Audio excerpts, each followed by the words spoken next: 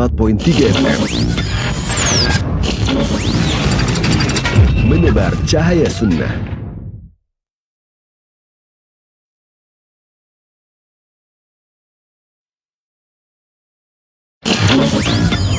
Kajian Islam ilmiah di Roja TV dan Radio Roja. Dalam rangka menjunjung tinggi keotentikan, kejernihan hadis Nabi SAW, maka para ulama riwayat hadis pun perlu dijelaskan kesalahan mereka. Ketika seorang meriwayatkan hadis, kesalehan tidak cukup. Saksikanlah kajian Islam ilmiah di Roja TV dan Radio Roja.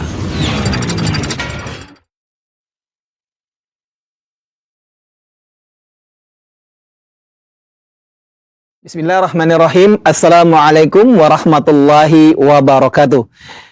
Ikhwatul Islam azani Allahu wa iyyakum. Alhamdulillahirabbil alamin hamdan katsiran thayyiban mubarakan fi kama yuhibbu rabbuna wa yarda. Wassalatu wassalamu ala asrafil mursalin wa ala alihi wa ashabihi ajma'in wa man tabi'ahum bi ihsanin ila yaumil qiyamah, amma ba'du.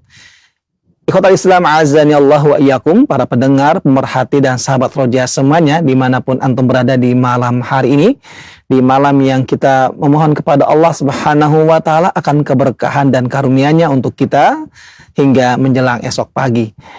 Dan tentunya ikhwatul Islam azani Allah wa iyyakum, kita bersyukur kepada Allah Subhanahu wa Ta'ala masih diberikan kesempatan untuk bisa menyimak satu kajian ilmiah yang akan kita simak bersama, dan kita akan mendulang faedah ilmu yang insya Allah akan disampaikan oleh guru kita. Dan sebagaimana biasanya ikhwatul Islam azani Allahu ayyakum, pada malam hari ini kami hadirkan di ruang dengar Anda dan layar televisi Anda satu kajian ilmiah dari pembahasan kitab Sahih Al-Jami'us Shaghir yang insya Allah akan disampaikan dan dipaparkan oleh guru kita Al-Ustadz Al-Fadil Dr.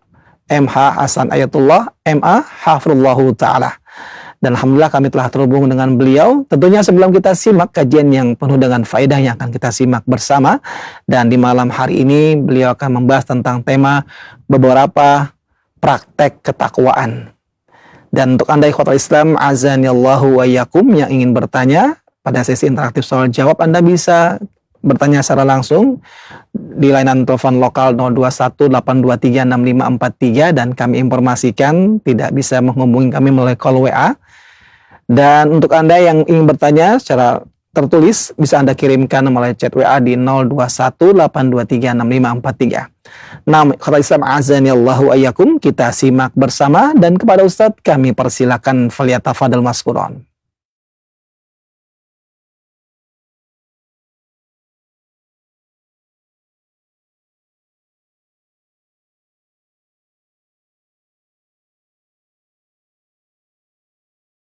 الله وسلم وبارك على عبده ورسوله نبينا محمد وعلى آله وصحبه أجمعين ومن تبعهم بإحسان إلى يوم الدين. يا أيها الذين آمنوا اتقوا الله حق تقاته ولا تموتن إلا وأنتم مسلمون. يا أيها الناس اتقوا ربكم الذي خلقكم من نفس واحدة وخلق منها زوجها وبث منهما رجالا كثيرا ونساء واتقوا الله الذي تساءلون به والأرحام إن الله كان عليكم رقيبا. يا أيها الذين آمنوا اتقوا الله وقولوا قولا سديدا يصلح لكم أعمالكم ويغفر لكم ذنوبكم ومن يطع الله ورسوله فقد فاز فوزا عظيما. أما بعد, kaum muslimin dan muslimat, pemirsa Roja TV, pendengar Radio Roja, dan seluruh kaum muslimin yang mengikuti pengajian malam hari ini, kita bersyukur kepada Allah dan semoga Allah Azza wa Jalla senantiasa membimbing kita, menambah ketakwaan kita, dan menyelamatkan kita dari murkanya.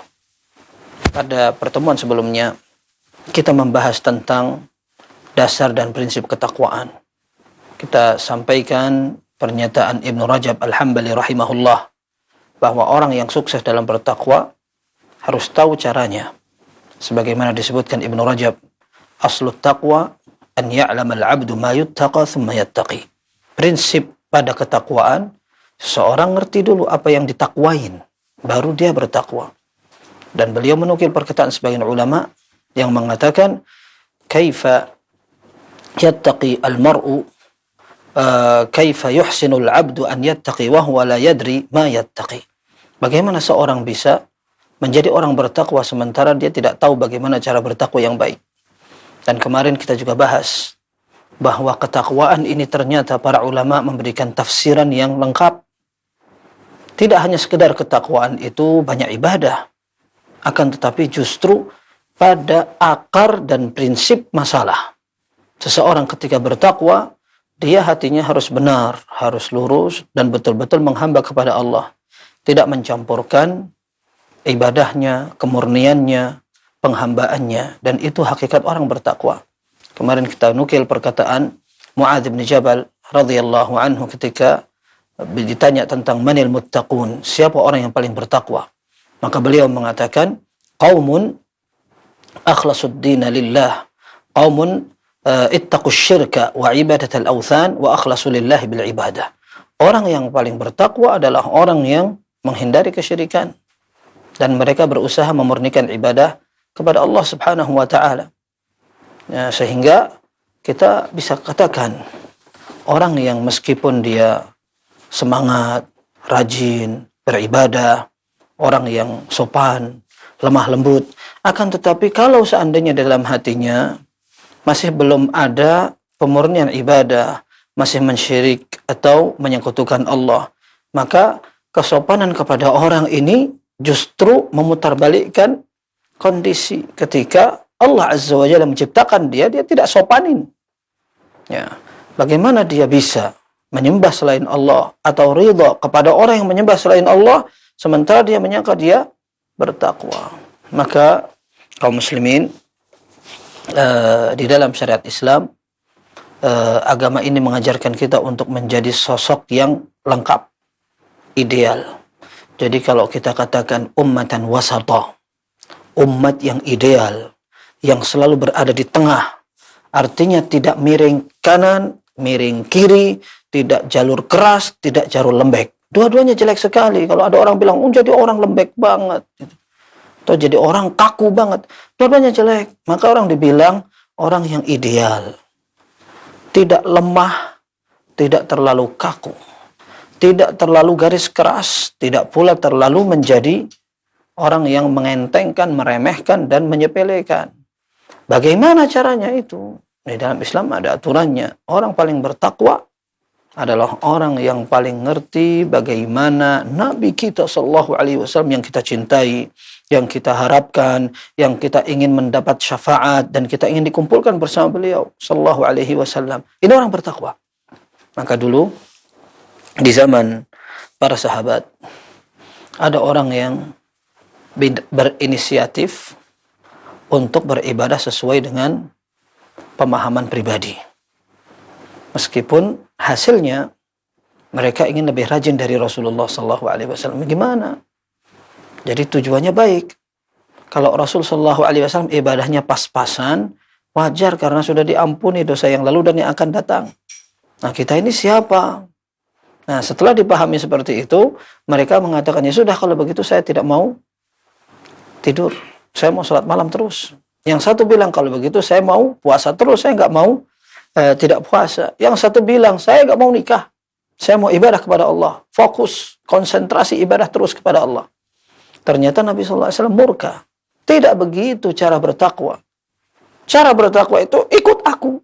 Beliau mengatakan, ama inni la akhsyakum lillah wa atqakum lahu.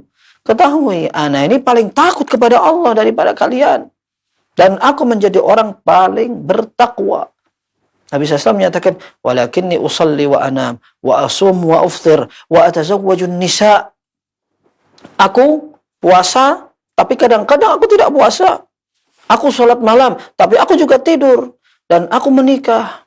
Ini semua tidak menafikan ibadah kepada Allah dan ketakwaan.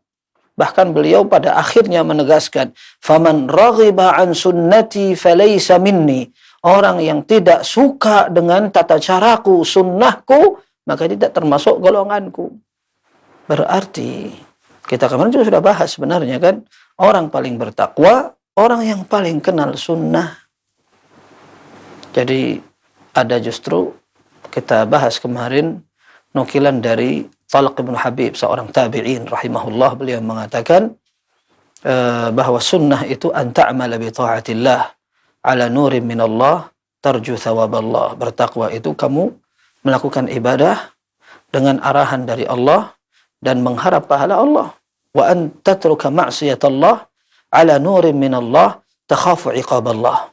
Engkau menghindari maksiat Allah dengan arahan dan petunjuk dari Allah, dan engkau takut dengan azab Allah. Jadi lengkap perpaduan antara ikhlas dan sunnah, perpaduan antara menghamba dan juga mengikuti petunjuk Nabi Shallallahu Alaihi Wasallam. Itulah ketakwaan. Dan ini ketakwaan yang dipahami oleh para ulama, termasuk ulama salaf, ulama-ulama yang dulu pernah mendapat rekomendasi dari Nabi Shallallahu Alaihi Wasallam. Mereka orang-orang yang paling baik, harus bisa dicontoh, dan kita kalau mau ingin baik, kita mencontoh mereka. Kalau kita lihat sekarang ini zaman-zaman yang lagi marak dengan, ya kita mau sebut ya apa adanya, istilahnya akreditasi, ya. Lagi semangat-semangatnya orang demam akreditasi.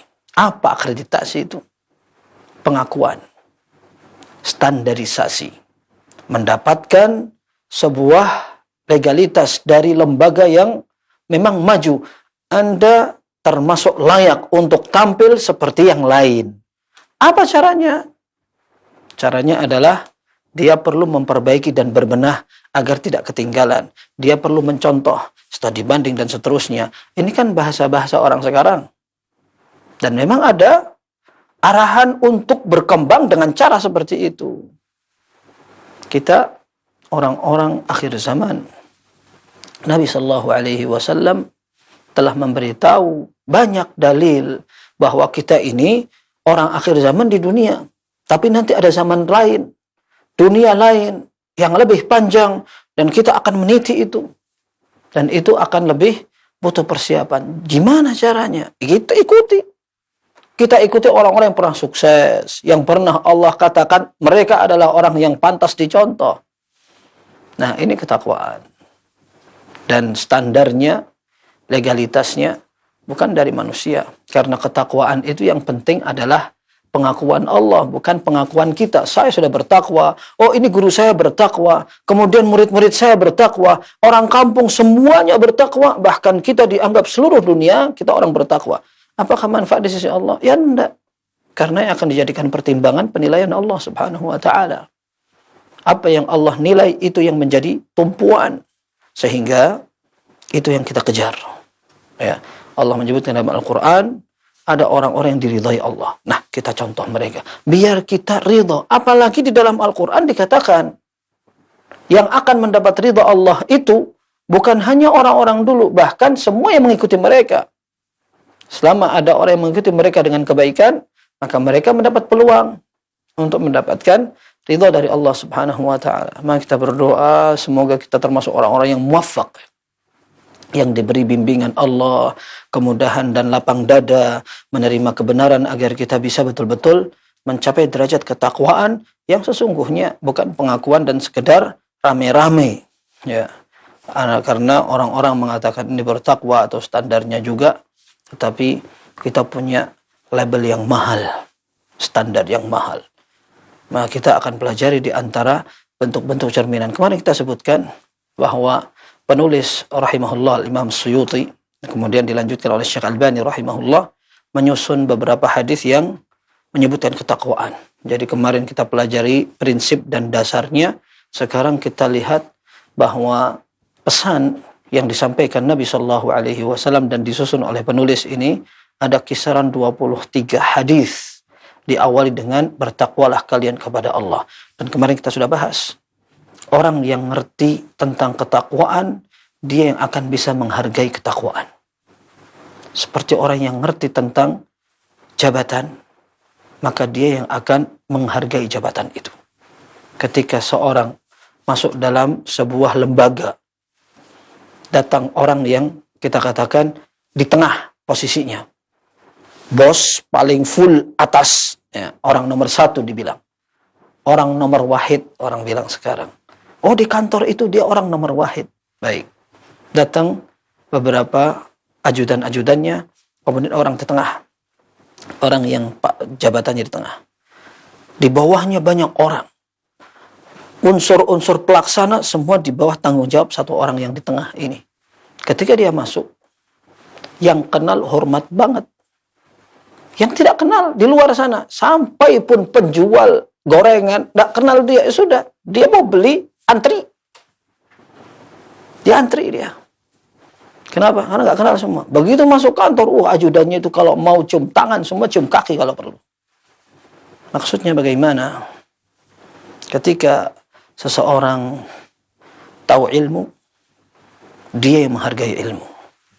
Dan ada orang tidak mau menghargai ilmu, bisa jadi karena memang dia topengnya kayak orang berilmu, tapi hakikatnya dia tidak tahu ilmu. Demikian pula ketakwaan. Orang tidak ngerti hakikat dan mahalnya ketakwaan kecuali orang yang betul-betul mengerti bahwa takwa ini mahal. Saya sampaikan kemarin ketika kita datang ke Mufti Arab Saudi, Syekh Abdul Aziz rahimahullah, tentang ziarah, dan salah seorang ikhwah mengatakan, ya Syekh, kita dari mahasiswa Al-Jami'ah Islamiyah, kita ingin mendapat nasihat antum. Beliau tidak nambah apa-apa selain mengatakan taqwallah. Ya, dan ini yang sering disampaikan oleh Nabi sallallahu alaihi wasallam, kita pelajari sekarang. Hadis yang pertama, hadis yang ke-98. Disebutkan oleh Ibnu Hibban At-Tayalisi, dan rupanya hadis ini juga disebutkan dalam Sunan Abi Dawud dari sahabat Jabir Ibnu Sulaim Al-Hujaimi. Nabi sallallahu alaihi wasallam bersabda, "Ittaqillah, bertakwalah kalian kepada Allah. Wala tahqiranna minal ma'rufi syai'an walau an tufriqa min dalwika fi ina'il mustasqi wa an talqa akhaka wa wajhuka ilaihi mumbasit." Jangan engkau remehkan kebaikan sekecil apapun. Meskipun engkau hanya menuangkan sebagian air yang ada di embermu kepada orang yang minta air itu. Wa antalqa akhaka wajhuka ilaihi mumbasit, dan usahakan ketika engkau bertemu dengan kawanmu, mukamu berseri-seri. Nah, ini termasuk kebaikan dan jangan dianggap remeh. Baik. Kemudian wa iyyaka wa isbalal izari fa inna isbalal izari minal makhyalah atau minal makhilah wala yuhibbuha Allah. Dan hati-hati, hindari, tinggalkan isbalul izar, memanjangkan kain, memanjangkan pakaian. Ini untuk laki-laki. Untuk laki-laki, jangan sampai kakinya atau pakaian yang dipakai di bawah, entah sarung, jubah, celana, dan lainnya, di bawah mata kaki. Isbalul izar itu artinya pakaian yang kita jadikan bawahan ini menjuntai di bawah mata kaki. Itu namanya isbal. Kata Nabi sallallahu alaihi wasallam, jangan kamu lakukan itu, fa innal isbala minal makhyalah, karena isbal itu sendiri merupakan sebuah kesombongan. Wala yuhibbuhallah, dan Allah tidak suka. Baik, ini artinya mau sombong tidak sombong, isbal itu sendiri bentuk kesombongan. Ya, dan dulu memang Nabi Shallallahu Alaihi Wasallam pernah menyatakan bahwa tidak boleh seseorang memanjangkan sarung atau pakaian bawahnya. Disebutkan ma asfala minal ka'baini fa finnar. Semua pakaian, entah itu izar atau yang semacamnya, dikatakan izar atau sarung karena memang pakaian orang di zaman itu adalah kain sarung yang ternyata lebih bawah dari mata kaki, tempatnya di neraka. Lalu ada sebagian riwayat yang mengatakan bahwa Nabi Shallallahu Alaihi Wasallam melarang itu kalau seandainya sombong. Lalu Abu Bakar radhiyallahu anhu mengatakan, ya Rasulullah, inni la astati'u an amsika izari illa an ata'ahadahu. Ya Rasul, ini inna izari yastarkhi. Ya Rasul, ini sarungku ini melorot terus. Karena Abu Bakar radhiyallahu anhu kurus. Ini sarungku ini melorot terus. Illa an ata'ahadahu, kecuali kalau aku jaga benar, aku ikat dan aku jaga biar enggak melorot begitu. Maka Nabi sallallahu alaihi wasallam menyatakan, innaka lasta mimman yaf'aluhu khuyala. Kalau kamu tidak termasuk orang yang sombong melakukan isbal ini. Ya, lalu sebagian orang justru mengatakan, tuh Abu Bakar radhiyallahu anhu diizinkan oleh Nabi sallallahu alaihi wasallam karena beliau tidak sombong. Kesimpulannya berarti kalau dilakukan isbal tidak dalam keadaan sombong, boleh. Yang tidak boleh kalau isbal pakai niat sombong, gitu. Ini kesimpulannya berbeda sebenarnya dengan yang dilakukan Abu Bakar radhiyallahu anhu. Abu Bakar radhiyallahu anhu datang kepada Nabi sallallahu alaihi wasallam mengeluhkan sarungnya yang suka melorot sehingga tidak seperti yang dinasihatkan Nabi SAW. Beliau ketakutan. Akhirnya beliau berusaha untuk ngikat, gitu. Lalu Nabi SAW memberikan semacam pengecualian atau menghibur. Kamu tidak termasuk orang yang sombong. Tetapi Abu Bakar radhiyallahu an, beliau sudah khawatir dan tidak suka ketika penampilan beliau berbeda dengan apa yang disarankan Nabi Sallallahu Alaihi Wasallam. Berbeda dengan orang zaman sekarang. Yang penting anak tidak sombong, mau panjang-panjangin, gitu. Dan jawabannya sekarang hadis yang kita pelajari. Nabi Shallallahu Alaihi Wasallam menyatakan, fa inna isbalal izari minal makhyala, memanjangkan pakaian ini termasuk kesombongan. Saya tadi sebutkan isbalal izar, memanjangkan sarung. Nah, sebagian orang mengatakan ini kan sarung, kalau celana mau ngelesot, mau ngepel, mau apa tidak apa-apa. Ya. Kalau jubah juga nggak apa-apa. Kalau jubah mau dipakai sapu juga nggak apa-apa, gitu. Ini kesimpulan dari mana? Ya. Jadi Nabi Shallallahu Alaihi Wasallam memberikan izar seperti ini karena memang pakaian orang di zaman itu kebanyakan menggunakan izar. Sampai orang kafir pun pakai izar. Ya. Maka yang disebutkan oleh Nabi Shallallahu Alaihi Wasallam tentang pakaian adalah sarung. Itu pakaian yang memang umum dipakai masyarakat di zaman itu. Maka di sini Nabi Shallallahu Alaihi Wasallam menyebutkan yang pertama isbal itu kesombongan, yang kedua Allah tidak suka. Baik. Wa in imru'un syatamaka wa 'ayyaraka bi amrin laisa huwa fika. Kalau seandainya ada orang mengejek engkau, menghina, mencela, mencemooh dengan sesuatu yang tidak kamu kerjakan. Berarti nuduh kan? Nuduh. Dan dia tidak jujur itu. Dia nuduh melakukan atau menuduh engkau melakukan sesuatu pada engkau tidak kerjakan. Berarti kan dia salah sebenarnya.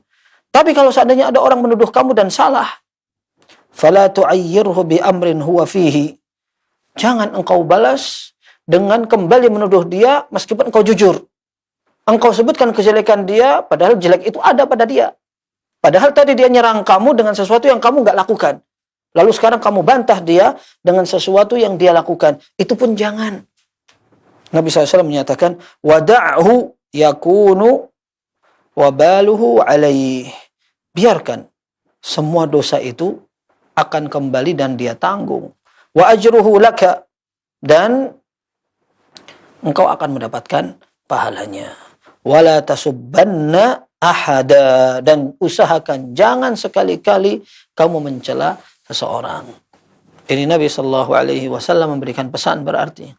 Ya, pesannya 3 setelah ketakwaan. Dan berarti orang bertakwa itu dia punya cerminan. Ya, orang kalau bertakwa maka dia akan berbeda dengan orang yang tidak bertakwa.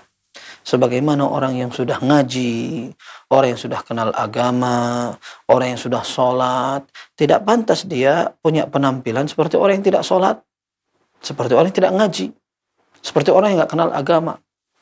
Nah, dan Nabi SAW memang berusaha untuk memberikan pemahaman dengan perlunya seseorang membedakan dari orang yang sudah baik, jangan sampai seperti orang jelek. Ketika Nabi SAW menyebutkan di masjid, jangan kau samakan masjid dengan pasar. Wa iyyakum wahai syatil aswaq.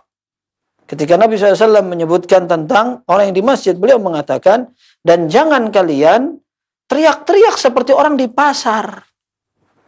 Berarti memang beda antara orang di pasar dengan orang yang di masjid. Kemudian juga sama ketika ada seorang ulama, Al-Imam Malik rahimahullah, yang meninggal tahun 179 Hijriah. Beliau memberikan nasihat kepada Khalifah Harun al-Rashid kalau tidak salah. Beliau mengatakan, "Idza ta'allamta syai'an min 'ilmillah falyakun 'alaika atharuh wal yadhhar fika samtuh." Kalau engkau sudah belajar agama, hendaklah bekasnya kelihatan. Engkau menjadi lebih teduh, tenang, berwibawa. Karena ilmu agama ini betul-betul terhormat. Mestinya orang yang sudah belajar, maka dia kelihatan tidak sama dengan orang tidak berilmu. Maka orang bertakwa sama. Tidak pantas dia sama dengan orang yang tidak bertakwa. Pesan yang ada dalam hadis ini, setidaknya setelah ketakwaan ada 3. Ya. Tadi yang kita sudah bahas sedikit tentang isbal, ya, tentang memanjangkan kain pakaian yang di bawah. Ya, meskipun sebenarnya para ulama juga menyebutkan, karena ada riwayat bahwa isbal itu juga bisa berkaitan dengan baju. Kepanjangan sekali sampai melabuhi tangan. Ini juga bisa dikatakan isbal. Ya. Akan tetapi yang identik memang dengan pakaian yang di bawah. Kalau orang mengatakan, kamu jangan kayak begitu, itu celana kayak kebanjiran, pakai yang bagus begini, kemudian panjangin, ya subhanallah. Ini kan namanya standar sendiri, ya. Dan kita kalau seandainya mau jujur, justru kalau kita mau jujur, ya, celana yang rapih itu tidak yang kedomprang-domprang. Dan tidak sampai kayak kelebihan, gitu. Orang kalau pakai pakaian sampai keseret itu kan nggak baik banget. Coba perhatikan. Itu korden dan tirai hotel yang berkelas. Di kantor-kantor yang memang luar biasa. Apa pantas itu? Apa namanya? Tirainya sampai, kalau orang Jawa itu bilang ngelembreh gitu. Sampai nyentuh lantai, kemudian sampai ketekuk gitu. Kan nggak bagus kan? Yang bagus itu justru yang dia tidak sampai kena, rapih dia. Jadi apa namanya, tidak sampai ngelipat ke sana kemari kayak ngelombrot, orang bilang itu kayak nggak rapih banget gitu. Itu celana juga kayak gitu sebenarnya. Justru celana itu ketika kena sepatu, apalagi kena jalan, apalagi kena apa, malah tidak rapi kalau kita memang munsif atau mau jujur, ya, begitu. Nah, tetapi yang jelas ini hanya tambahan. Yang kita jadikan patokan adalah ketakwaan dan dalil. Ada sebuah riwayat tentang kisah wafatnya Umar bin Khattab radhiyallahu an. Ketika beliau ini ditusuk oleh seorang Yahudi, Abu Lu'lu'ah, dan beliau sudah tidak diharapkan sembuh lagi karena dirobek perutnya, diberi minum air keluar darahnya, diberi minuman susu keluar putih dan air susunya. Sudah nggak ada lagi kesempatan. Kayaknya Umar bin Khattab ini sudah parah sekali dan beliau sudah tahu akan wafat. Maka beliau dikunjungi beberapa orang, antara yang mendoakan, antara yang menghibur, dan ada orang-orang yang memang memuji beliau dengan jasa-jasanya. Salah seorang pemuda masuk. Kemudian anak muda ini mengatakan, "Ya Amirul Mukminin, aku berharap engkau akan dikumpulkan bersama 2 sahabatmu. Aku sering sekali mendengar Nabi Shallallahu Alaihi Wasallam mengatakan, aku datang bersama Abu Bakar dan Umar. Aku masuk dengan Abu Bakar dan Umar. Aku keluar bersama Abu Bakar dan Umar. Dan aku kemana-mana bersama Abu Bakar dan Umar. Dan engkau menjadi orang yang telah berbuat baik dalam ibadah. Nabi Shallallahu Alaihi Wasallam ridha, dan semua orang pun akan ridha kepada engkau." Kemudian anak muda ini pergi, keluar dari tempat itu setelah memuji dan menyampaikan hiburannya kepada Umar bin Khattab radhiyallahu an. Ternyata Umar bin Khattab melihat anak muda ini pakaiannya isbal. Anak muda ini ternyata pakaiannya turun menjulur ke bawah menutupi mata kakinya. Maka beliau mengatakan, "Ruddu alayyal ghulam." Kembalikan atau panggil anak muda itu ke sini. Dipanggil lagi oleh kaum muslimin untuk diajak menghadap ke Umar bin Khattab radhiyallahu anhu. Yang kedua kalinya Umar bin Khattab mengatakan, "Ya ghulam, wahai anak muda, irfa' thawbak, tinggikan bajumu, fa innahu atqa li rabbika wa anqa li thawbik, karena itu akan lebih bertakwa di sisi Rabbmu dan lebih bersih untuk bajumu. Subhanallah. Kita lihat pertama bagaimana Umar bin Khattab radhiyallahu anhu akan wafat. Sakitnya sudah parah ini. Orang kalau sakit gak akan mikir yang lain-lain, gak macam-macam. Kita sakit gigi aja sudah gak mau mikir anak yang lagi ribut. Keluar semua, tutup pintunya. Ya kan? Kalau orang lagi sakit kan begitu. Tapi ketika orang memang harus berbicara, dia akan pilih pembicaraan yang sangat penting, mau tidak mau harus diperjuangkan. Lagi sakit ditelepon dan ini urusan bisnis, atau lagi ada sesuatu yang kabar darurat, dia mau tidak mau harus tahu dan harus berikan arahan. Mau tidak mau, meskipun sakit dia bela-belain. Dan ternyata Umar bin Khattab radhiyallahu anhu dalam kondisi sakaratul maut, parah ini, keluar sudah ini, rusak ini badannya. Ternyata ada orang isbal, ditegur. Dan ternyata Umar bin Khattab radhiyallahu anhu tidak membedakan. Anak muda sini, ana mau tabayun dan korcek sama kamu. Kamu ini melakukan ini karena sombong apa enggak? Tidak seperti pemahaman orang sekarang kan. Ya, kalau enggak sombong, enggak apa-apa. Kalau sombong, jangan. Umar bin Khattab enggak mikir itu. Dan para sahabat memang mereka, apa yang dilakukan Nabi SAW dikerjakan. Lalu beliau mengatakan, kata Umar bin Khattab radhiyallahu anhu, karena itu lebih bertakwa kepada Rabbmu. Karena memang Nabi SAW perintahkan seperti itu. Otomatis semakin mirip seseorang dengan baju Nabi SAW dan bagaimana cara memakainya, maka semakin bertakwa. Dan Nabi SAW menyatakan, izarul mu'mini ila nisfi saqai. Ya, sarung seorang mukmin sampai di tengah betis. Ya, artinya kalau seandainya orang mau ideal ya memang seperti itu. Ini masalah isbal dan Allah benci lagi. La yuhibbuhallah. Allah enggak suka.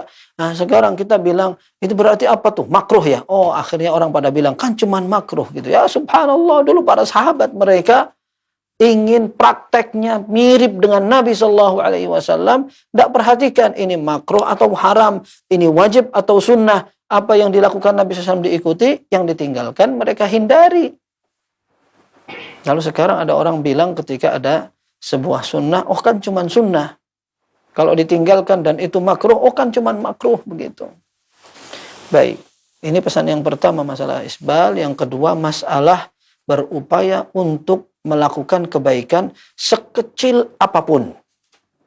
Yang disebutkan dalam hadis ini adalah ketika orang bisa memberi meskipun air. Dia bawa ember, kemudian ada orang minta air, dikasih dari ember itu, saya dibagiin. Ini seolah tidak ada harganya, kecuali memang kalau air ini mahal dan dia ambilnya dari tempat yang jauh, dia bawa berat-berat, kemudian ada orang gampang minta, memang agak berat untuk ngasihnya. Tapi ini merupakan satu kebaikan yang disebutkan. Disebutkan bahwa engkau lakukan kebaikan sekalipun engkau menumpahkan atau menuangkan air yang ada di embermu untuk orang yang minta air itu. Yang kedua, usahakan untuk menjaga dan mengusahakan kebaikan, bertemu dengan saudaramu dalam keadaan muka berseri-seri. Ya. Muka berseri-seri ini sebenarnya ada hadis yang sahih diriwayatkan Imam Muslim. Nabi sallallahu alaihi wasallam menyatakan, "La tahqiranna minal ma'rufi syai'an walau an talqa akhaka biwajhin taliq." Jangan engkau remehkan kebaikan sekecil apapun sekalipun engkau pernah bertemu dengan saudaramu dalam keadaan muka yang segar, berseri-seri dan luar biasa. Antum kalau bertemu dengan orang yang senyum aja, setiap ketemu senyum, atau mungkin nggak setiap ketemu, pas ketemu senyum, wah rasanya hidup ini terhargai banget gitu. Ketemu assalamualaikum, senyum. Ketemu orang mukanya kusut kayak benang yang sudah basi. Benang basi gimana ceritanya? Akan tetapi maksudnya ini jelek banget ya. Mau pejabat, mau kaya, mau orang yang cantik atau ganteng, kalau ternyata mukanya kusut, jadi jelek semuanya. Itu. Nah, Nabi SAW memberikan sikap dan kondisi ideal ketika orang bertemu dalam keadaan senyum, nggak ngasih semuanya. Kita mau dimintain orang kasih sumbangan, donasi, atau mungkin kita mendoakan, atau kita mengunjungi dia, nemenin, atau bantu-bantu yang lain. Tidak mesti, tapi cukup sekedar seorang bertemu dengan wajah yang berseri-seri, orang itu bahagia gitu. Meskipun gak bisa kasih bantuan. Maka sekarang metode ini dipakai di semua lembaga. Sampai yang haram pun dipakai. Gimana cara yang haram itu maksudnya? Ya, ketika lawan jenis yang tidak mahram ya bersikap senyum-senyum palsu ya. Kalau orang bilang tangis buaya, kira-kira senyum buaya ada apa enggak tuh? Ya, ada orang bilang buaya laut, buaya darat. Senyumannya senyum yang parah. Ya. Ada yang bisa saya bantu. Digunakan seprofesional mungkin dalam urusan pekerjaan. Padahal di rumah untuk pasangan yang betul-betul halal dan diharapkan masing-masing wa'ashiruhunna bil ma'ruf katanya. Pergauli keluargamu dengan kebaikan.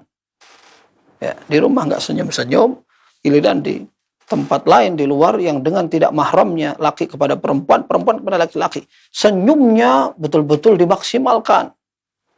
Ya, menjadi fitnah dan godaan. Ya. Dan ini padahal semuanya kata orang apa musang berbulu ayam. Ya, artinya seolah-olah baik padahal ini semata-mata pekerjaan saja. Nah, padahal enggak sama sekali. Ini Islam enggak ngajari kayak gitu ya. Enggak ngajari kayak gitu. Tidak apa-apa, orang tidak mahram ya. Kita tidak senyum-senyum ya. Bahkan khawatir akan menjadi fitnah bahkan dalam buku para fuqaha. Bukunya para fuqaha mereka sudah menjaga itu, menuliskan ketika seorang laki-laki menebarkan salam, lalu dia ketemu dengan seorang wanita muda yang kira-kira membuat dia tertarik atau perempuan itu akan tertarik kepada dia, maka jangan ucapkan salam. Sampai seperti itu. Ini belum mengucapkan salam dengan cara yang lenggak-lenggok, suaranya agak mendayu-dayu, merayu dan semacamnya, bukan.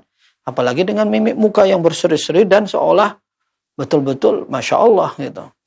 Nah, jadi yang jelas kita katakan selama dalam koridor syar'i yang dibolehkan, diizinkan, maka kita berusaha untuk tampil semaksimal mungkin membahagiakan kaum muslimin. Ya. Kemudian yang ketiga pesannya adalah agar seorang menjaga lisan, terutama jangan sampai mencela meskipun celaan itu jujur. Ya. Apalagi ketika celaan itu sampai berkaitan dengan kehormatan. Dan apalagi celaan itu ketika berkaitan dengan keluarga perempuan. Apalagi ketika berkaitan dengan seorang ibu.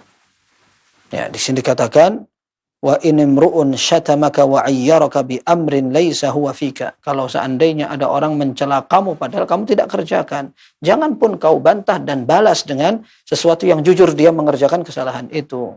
Tapi biarkan dia dapat dosanya karena dia ngamuk-ngamuk dan menuduh kamu macam-macam padahal kamu tidak kerjakan.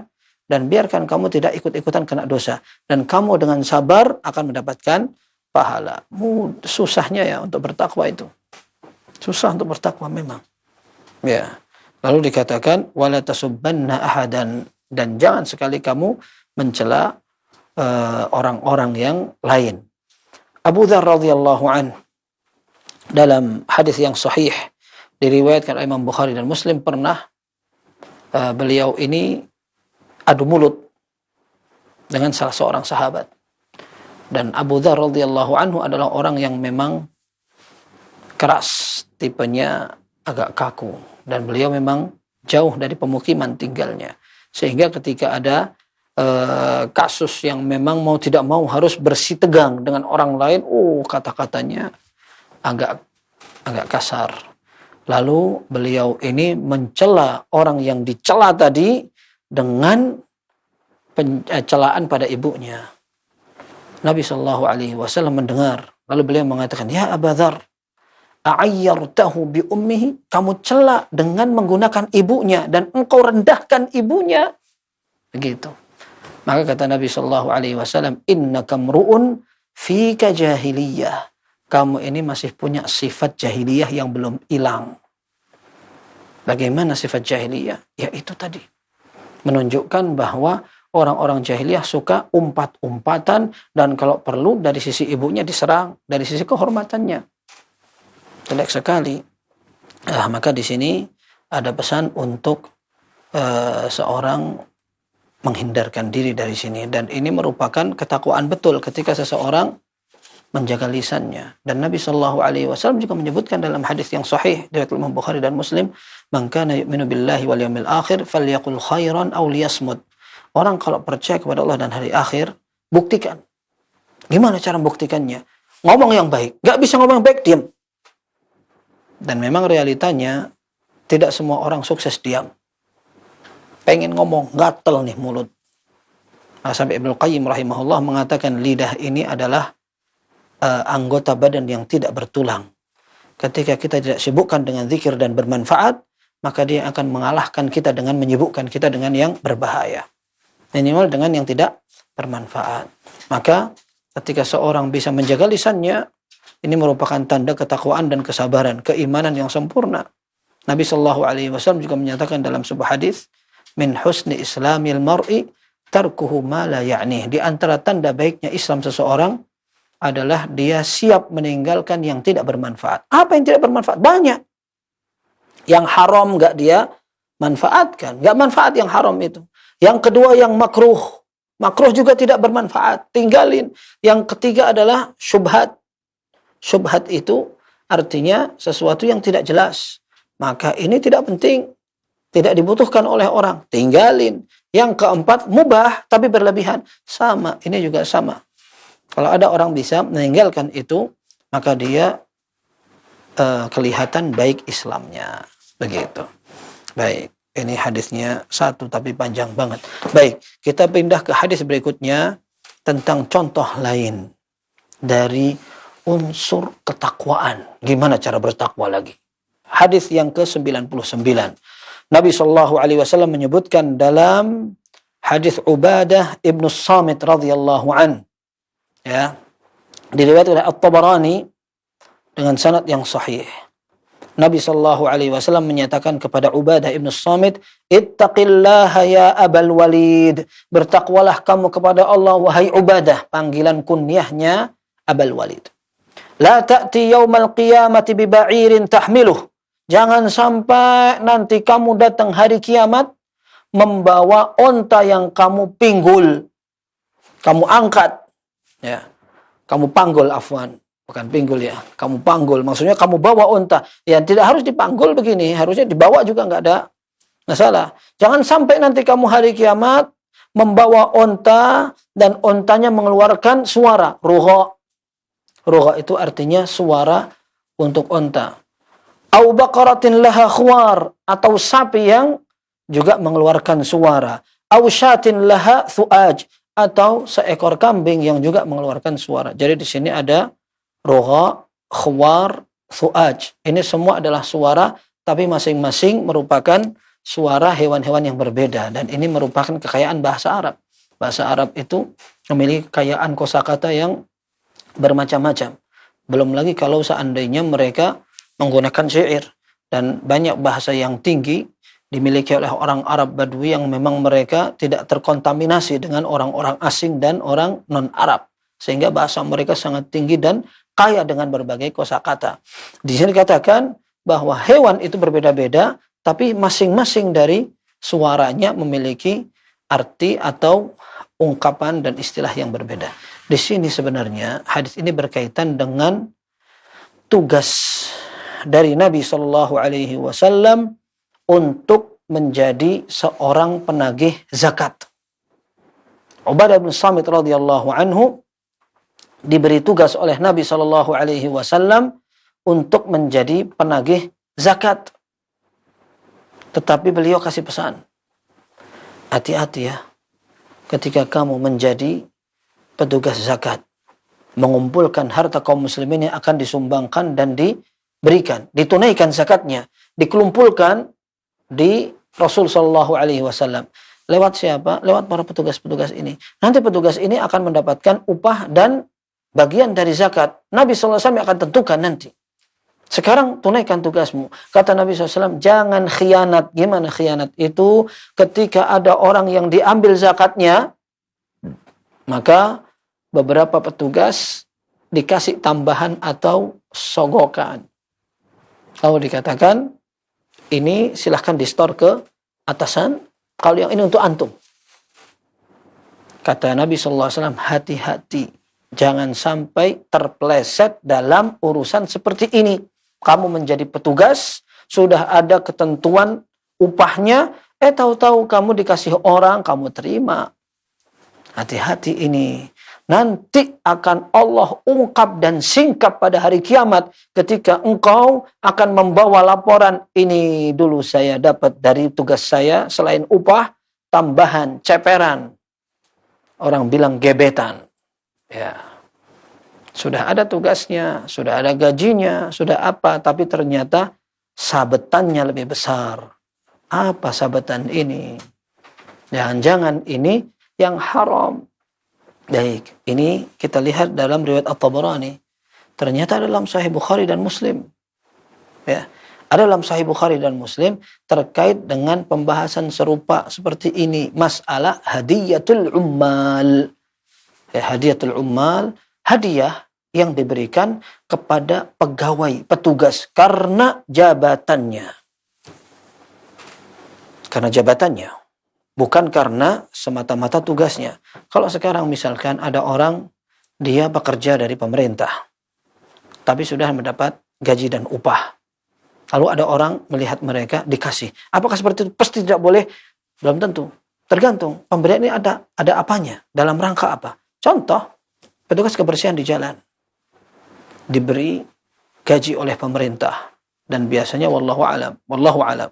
Saya sering dengar aja selentingan, tapi saya tidak pernah bertanya, apalagi meneliti berapa gajinya dan semacamnya. Cuman orang yang bertugas sebagai pegawai kebersihan, biasanya gajinya tidak banyak. Mereka paling capek, kemudian di bawah matahari dan berbagai konsekuensi dihadapi. Di tengah lalu lintas padat, ada kendaraan cepat. Kalau na'udzubillah ada orang yang tidak takut kepada Allah, lalu mereka ditabrak dan terjadi tabrak lari, ini bukan satu kali, dua kali. Seolah-olah mereka ini tidak ada bahayanya. Kalau ditabrak lari pun nggak bakal bisa nuntut seperti orang-orang yang punya duit atau punya jabatan. Ini semua nggak ada yang dilepaskan oleh Allah, semua ada catatannya. Tapi yang jelas, ketika ada orang memang punya tugas, punya gaji juga dengan tugas itu, tapi tidak terlalu diiriin oleh orang karena petugas kebersihan.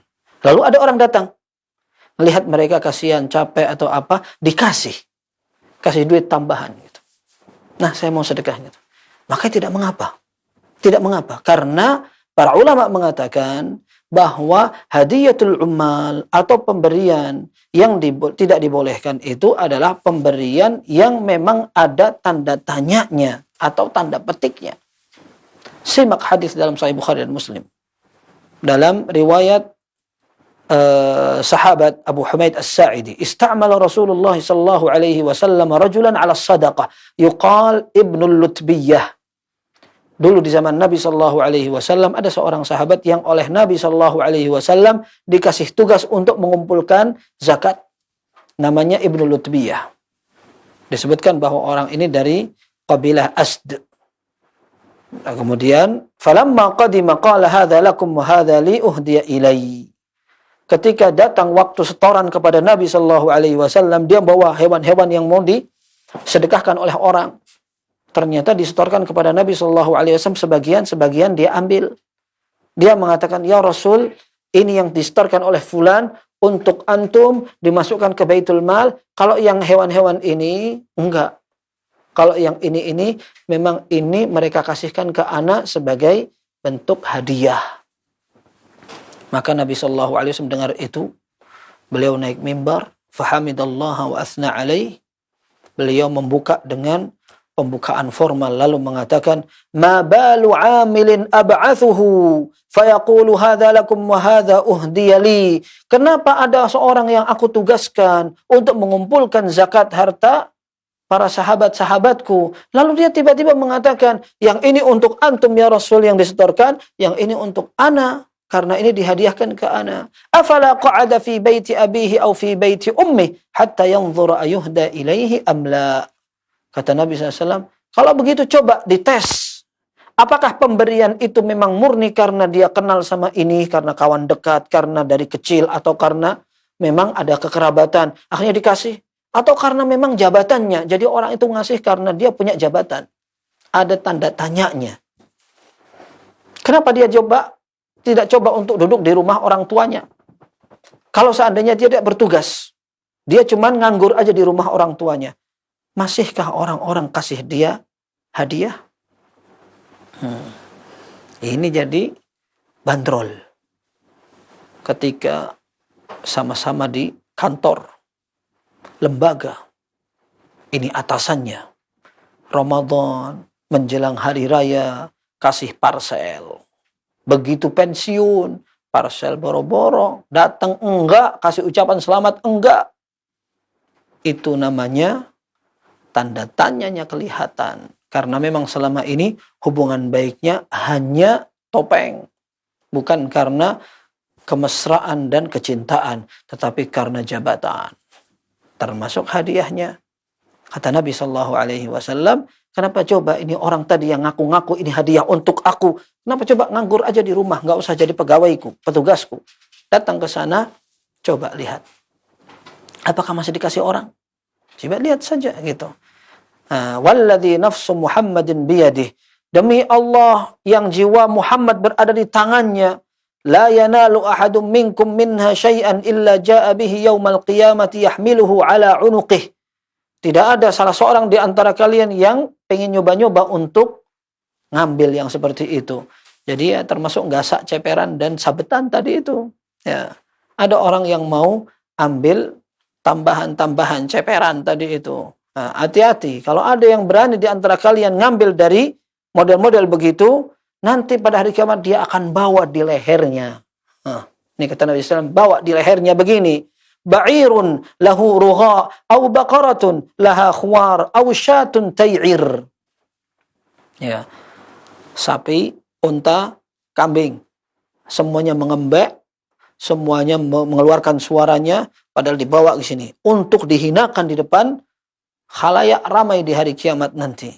ثم رفع يديه حتى رأينا عفرتي إبطيه ثم قال اللهم هل بلغت مرتين. Nabi SAW setelah menyampaikan pesan itu di atas mimbar, beliau mengatakan, Allahumma qad ballagt, ya Rasulullah, ya Allah, aku sudah sampaikan di mereka. Artinya ini adalah pesan penting dari Nabi SAW, hati-hati dengan masalah urusan hadiyatul ummal. Tadi kita sebutkan, hadiyatul ummal itu adalah hadiah yang diberikan kepada seorang pegawai karena jabatannya. Khawatirnya terjadi muhabah. Muhabah itu artinya pilih kasih. Dia petugas, sudah dapat gaji, dan gajinya karena tugasnya itu.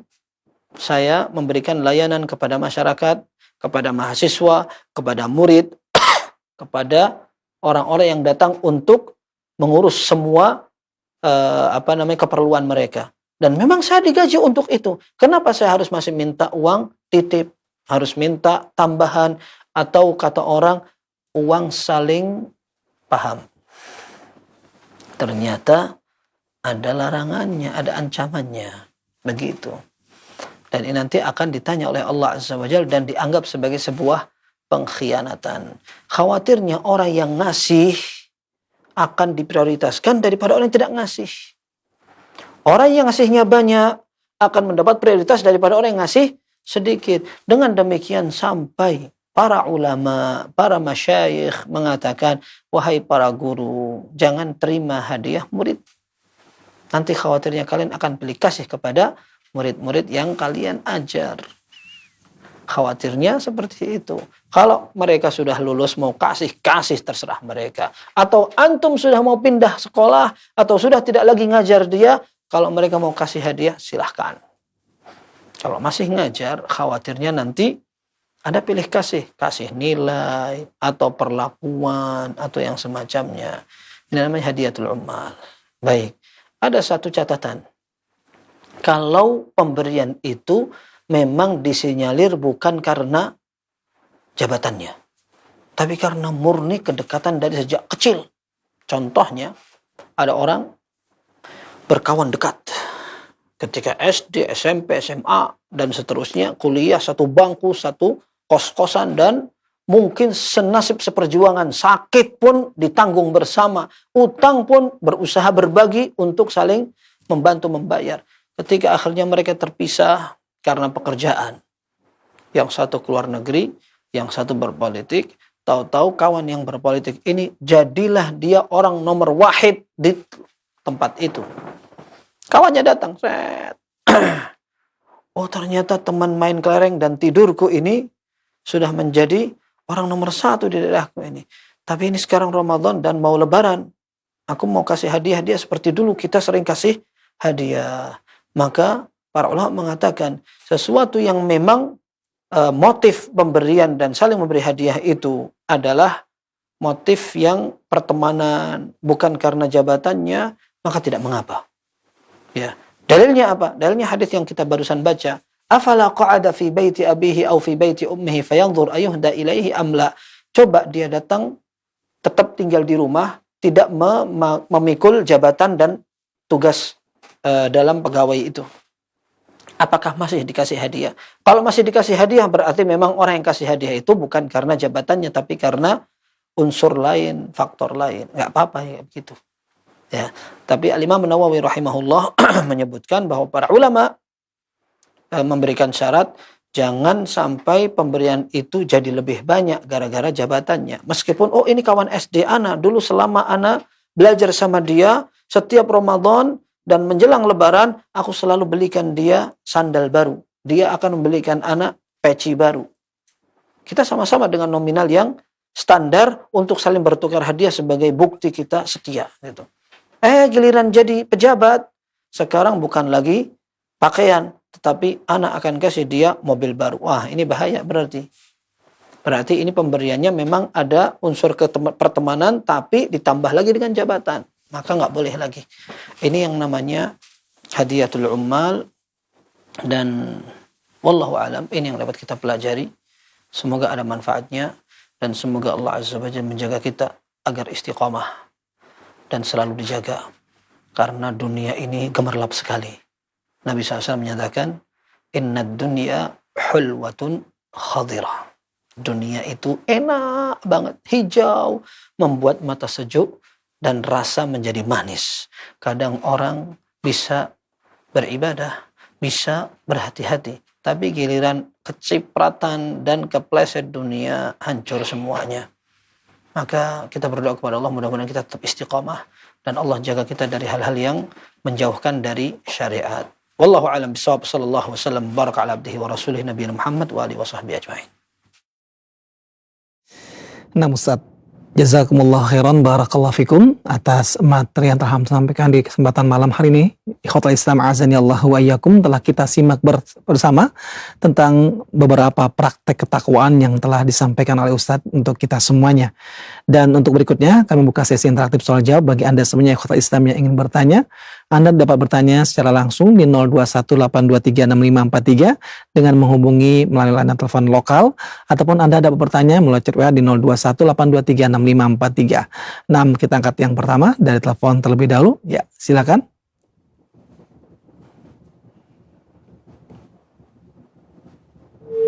Baik, terputus. Kita tunggu kembali pertanyaan dari Anda semuanya. Sudah ada yang masuk, Ustaz, dari pertanyaan pesan singkat. Assalamualaikum warahmatullahi wabarakatuh, Ustaz. Dari Ramadan di Kalimantan Tengah, Ustaz. Ustaz, bolehkah isbal dengan dalil Abu Bakar juga pernah isbal, Ustaz? Apakah memang dibolehkan, Ustaz? Silakan, Ustaz.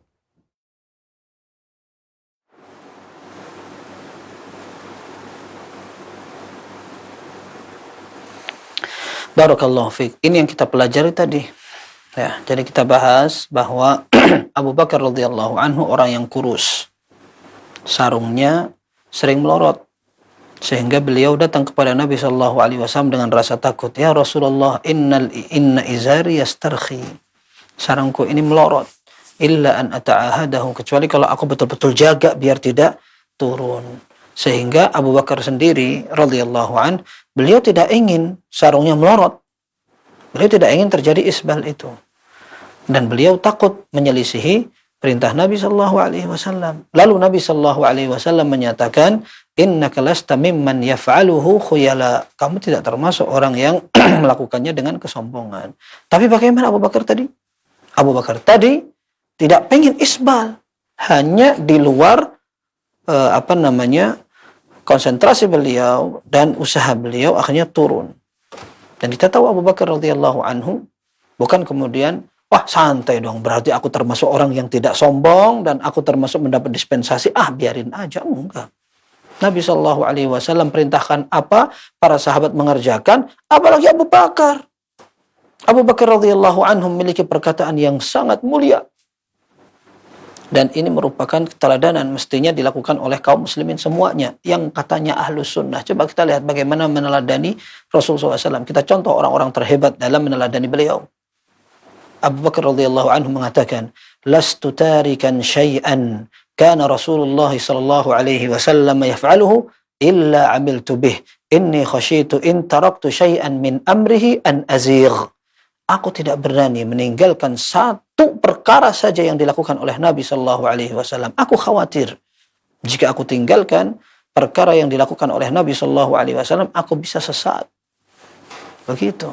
Jadi Abu Bakar radhiyallahu anhu dengan sarungnya, beliau tidak ingin panjang-panjang atau turun-turun, enggak. Tapi beliau ini berusaha untuk memegang ini. Dan Nabi sallallahu alaihi wasallam ingin sampaikan, kalau antum seperti itu, antum tidak termasuk yang sombong. Nah sekarang coba, orang yang celananya panjang-panjang itu, mungkin karena perutnya sempit, atau mungkin karena kurus, atau apa, akhirnya dia kalau ke tempat kerja, dia gini terus, atau mungkin pakai ikat pinggang terus biar nggak turun. Insya Allah dia nggak sombong tuh, kayak gitu-gitu.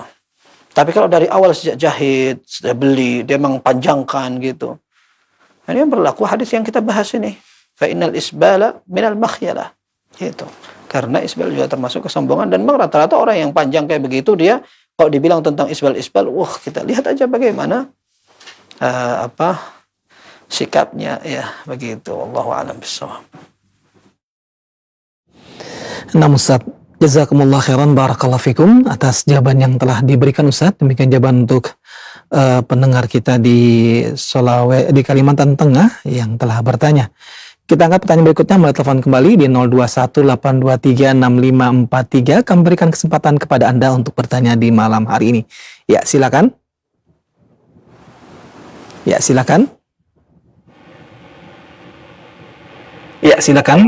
Waalaikumsalam warahmatullahi wabarakatuh. Dengan siapa Bapak dan berada di mana?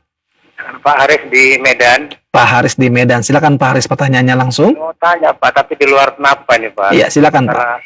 Silakan. Doa Yasin ada kata-kata. Ada di dalam doa Yasin itu ada kata-kata Allah membangun huruf K dan Nun. Itu maksudnya apa ya Pak Ustaz? Baik, cukup Bapak? Cukup Pak. Ya, baik. Waalaikumsalam warahmatullahi wabarakatuh. Waalaikumsalam warahmatullahi wabarakatuh. Terima kasih Pak Haris, dan kepada Ustadz kami persilakan untuk menjawab. Silakan Ustadz. Assalamualaikum. Wallahu a'lam. Jawaban ana wallahu a'lam. Anda tidak tahu. Nah Ustadz, baik, barakallahu fiik Ustadz, dan kita angkat kembali pertanyaan kedua, pertanyaan berikutnya di layanan telepon di 0218236543. Ya, silakan. Ya, silakan. Assalamualaikum warahmatullahi wabarakatuh Ustaz. Waalaikumsalam warahmatullahi wabarakatuh. Dengan siapa Bapak dan berada di mana? Di Medan Ustaz. Ya, silakan. Ya. Saya pernah mendengar bahwasanya sholat ba'da isya 4 rakaat sama dengan sholat di malam Lailatul Qadar Ustaz. Mohon penjelasannya lebih lanjut Ustaz. Assalamualaikum warahmatullahi wabarakatuh. Baik, waalaikumsalam warahmatullahi wabarakatuh. Terima kasih banyak atas pertanyaan Bapak, dan kepada Ustadz kami persilakan untuk menjawab. Silakan Ustadz.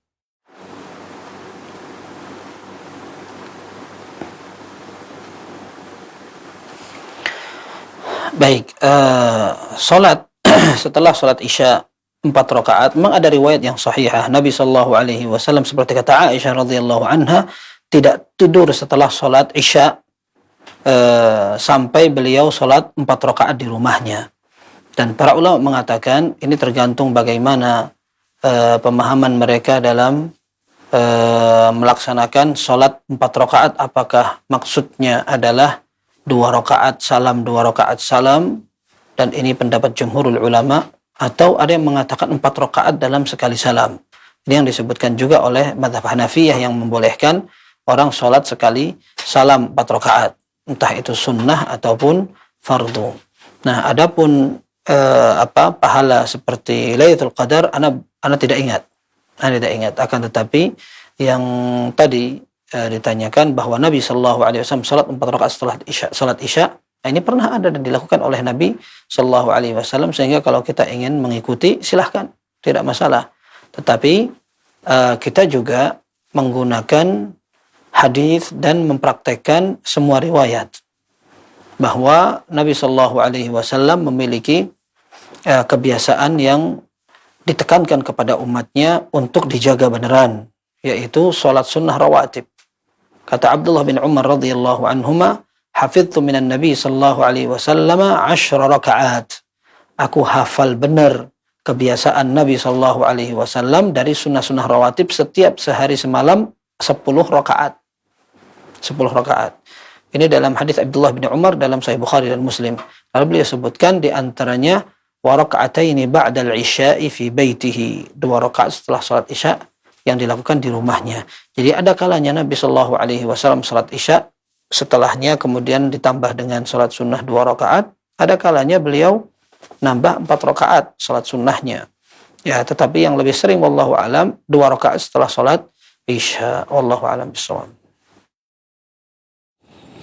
Nah Ustaz, jazakumullah khairan, barakallahu fikum atas jawaban yang telah diberikan Ustaz, dan kita akan angkat pertanyaan berikutnya di layanan telepon, di WhatsApp yang telah masuk. Assalamualaikum warahmatullahi wabarakatuh. Ustaz, izin bertanya Ustaz, apakah kita boleh ngasih tips atau hadiah jika diizinkan oleh aturan perusahaan swasta yang bukan instansi pemerintah Ustaz? Contohnya tips untuk ojek online atau kasir kafe Ustaz. Apakah diperbolehkan Ustaz? Silakan Ustaz.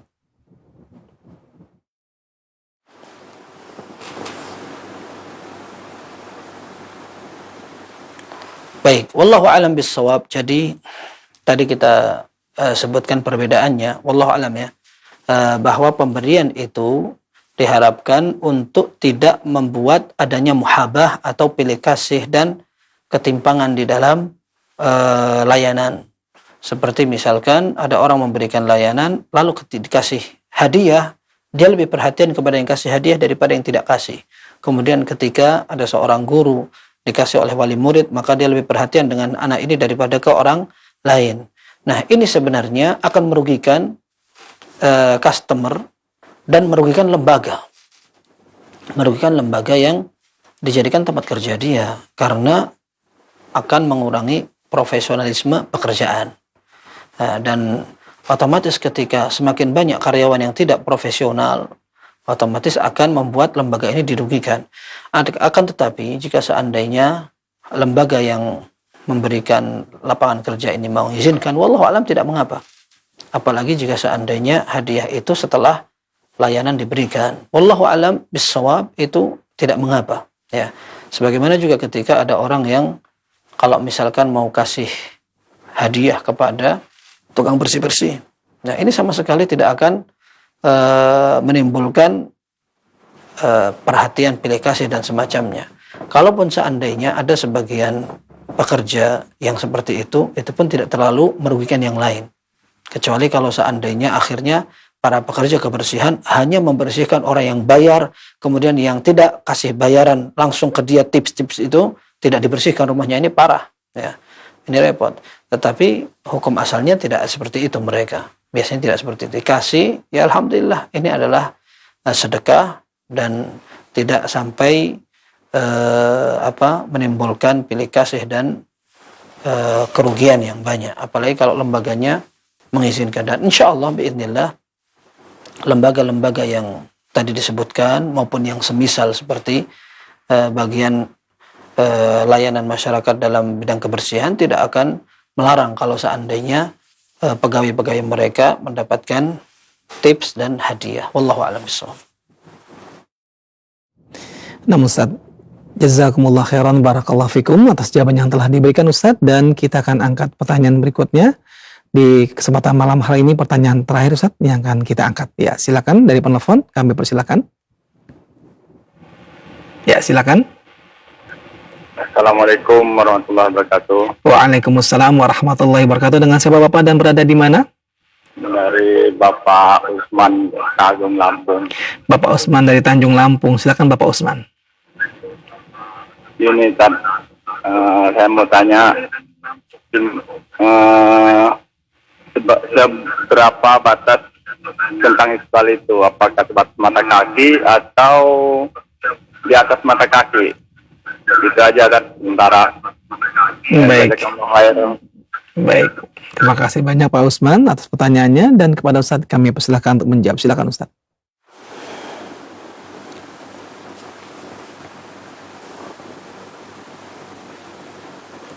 Iya, hukum asalnya yang paling ideal seperti yang kita baca tadi hadisnya, izarul mu'min ila nisfi saqai.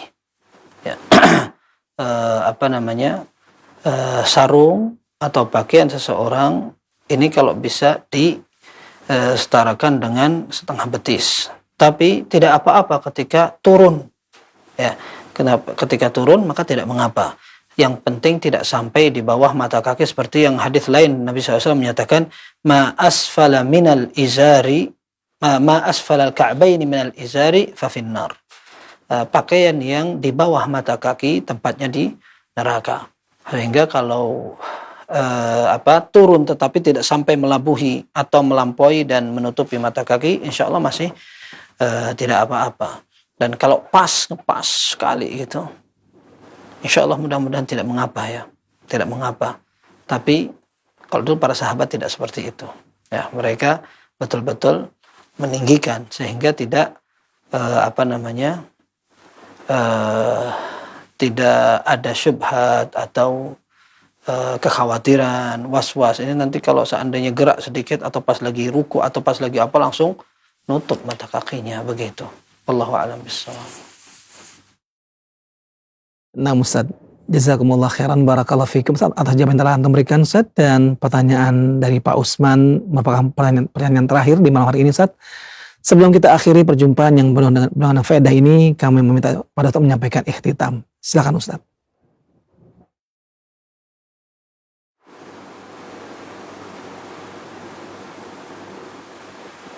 Baik, ikhwas sekalian, para pemirsa dan seluruh kaum muslimin. Semoga yang kita pelajari ini menguatkan iman, menambah semangat, dan tentunya kita ingin lebih diridhai Allah Subhanahu wa taala. Menjadi asing bukan sebuah kehinaan. Artinya tampil beda. Kalau bedanya istimewa, tapi kalau bedanya jelek, ini yang bermasalah. Maka ada satu ungkapan dari seorang ulama yang meninggal di abad kedua, meninggal di tahun 188 Hijriah. Namanya Al-Fudail Ibn Iyad rahimahullah. Beliau pernah mengatakan, ittabi' tariqal huda wala tadurruka qillatus salikin. Ikutilah jalan petunjuk dan hidayah dari Allah. Tidak perlu engkau risaukan, tidak perlu engkau bingung dan merasa gentar karena yang meniti jalan ini sedikit. Wa iyyaka wa turuqad dhalalah. Hati-hati kalian dari jalan-jalan yang banyak, tapi jalan itu adalah jalan kesesatan. Wala taghtar bikathratil halikin. Dan jangan tertipu karena banyak orang yang binasa. Jadi jalur keselamatan memang sedikit, otomatis yang ngikutin juga sedikit. Kalau kita ingin menjadi orang selamat, bisa jadi konsekuensinya kita termasuk orang yang sedikit. Tidak usah bingung, karena memang di dalam syariat ini orang yang sering dipuji oleh Allah adalah orang yang sedikit. Dan ketika kita sebutkan bahwa bukan masalah sedikit atau banyak, akan tetapi kebenaran itu memang perlu diperjuangkan sekalipun akan menjadi minoritas. Allah alam bisawab, mudah-mudahan bermanfaat, kurang lebihnya mohon maaf. Sallallahu wasallam wa baraka ala abdihi wa rasulihi nabiyina Muhammad wa alihi wa sahbihi ajma'in. Subhanakallahumma wa bihamdika asyhadu an la ilaha illa anta astaghfiruka wa atubu ilaik. Walhamdulillahi rabbil alamin. Nah Ustaz, jazakumullah khairan, barakallahu fikum atas materi yang telah disampaikan di malam hari ini, dan juga jawaban-jawaban yang telah antum paparkan untuk kita semuanya dari pertanyaan-pertanyaan yang telah diajukan. Kami ucapkan terima kasih banyak, jazakumullah khairan, barakallahu fikum. Dan kami berdoa kepada Allah Subhanahu wa taala, semoga Allah menjaga antum dan keluarga antum dan meluaskan keilmuan antum sehingga semakin banyak faedah ilmu yang dapat kita ambil dari setiap perjumpaan bersama antum insyaallah, Allahumma amin. Dan juga ikhwatal Islam azani Allah wa iyyakum, kami ucapkan terima kasih banyak untuk rekan-rekan kami kru Roja Cilengsi dan juga rekan-rekan kami yang berada di Jember. Kami ucapkan terima kasih banyak atas kerjasamanya sehingga dapat menghadirkan kajian ini di tengah-tengah kalangan kaum muslimin. Semoga Allah mudahkan bagi kita kembali di pekan berikutnya menghadirkan kajian ini kembali di tengah-tengah kalangan kaum muslimin insyaallah, Allahumma amin. Untuk Anda semuanya ikhwatal Islam azani Allah wa iyyakum, kami ucapkan terima kasih banyak atas kebersamaan Anda yang telah mendampingi dan menemani kami dari awal hingga akhir. Kami ucapkan terima kasih banyak, jazakumullah khairan, barakallahu fikum. Nantikan kembali kajian beliau insyaallah pada hari Kamis yang akan datang untuk kita ikuti kelanjutan di pembahasan kitab Sahih Jami' Shaghir. Akhir kalam, semoga Allah mudahkan bagi kita mengamalkan ilmu yang telah kita dapatkan, karena itu adalah jaminan kita masuk surga Allah Subhanahu wa taala. Billahi taufiq wal hidayah. Wassalamualaikum warahmatullahi wabarakatuh.